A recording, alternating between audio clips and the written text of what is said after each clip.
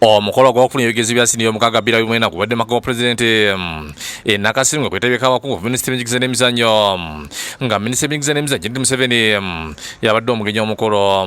Ssente bwa UNEP Professor Celestine Obuwa mu kwogera kwe yalaze essanyu olw'okuba nti bakomekereza okufulumya ebigezo byonna eby'emiteekisa tebyakola omwaka oguwedde ng'abayizi abasoma mu kadde kamu emitwalo 29 bye babituula.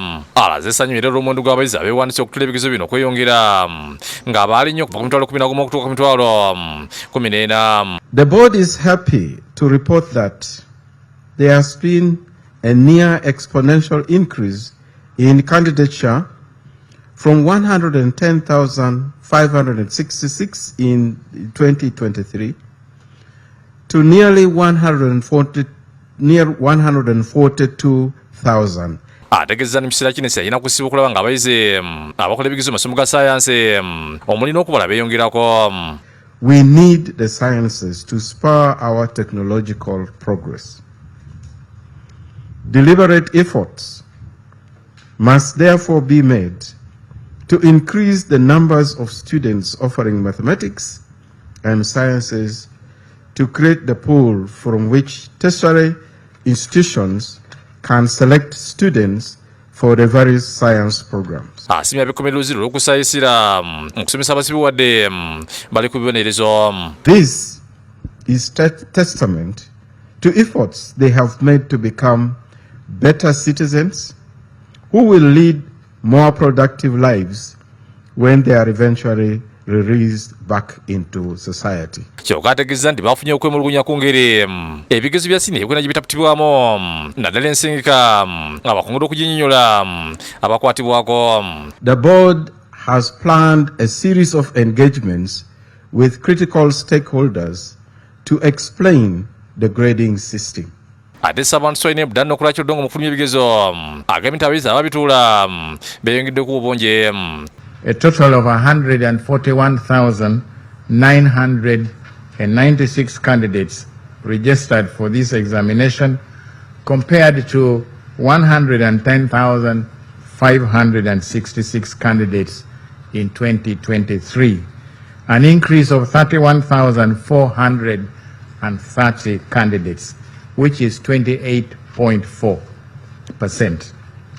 Mama, this is a very significant increase in candidature compared to previous years. Alaze essanyu abayizi abali ku bulimu okweyongera buli olukyankulu babadde bina 67, of whom 249 were males and 188 were females, compared to 355 in 2023. naye asimya bikomereruziro olw'okufaayo ku bayizi baabwe nga bawandisa na 9 nga na 8 baatudde ate bonna bakuwa ebbaluwa ya UNEP. 48 of them took the examination, and as my chair has said, all of them qualified for the USCE certificate with one who was absent. Awabudde nti abayizi bonna abatula ebigezo okwetuula eggwanga ebitundu 98.4 ku buli 100 baayise nga bakweyongera mu matendekero aga waggulu.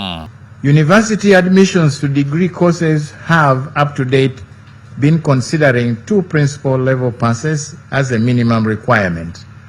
And Mama, if this consideration is maintained, 92,273 or 65.5% will qualify to be admitted.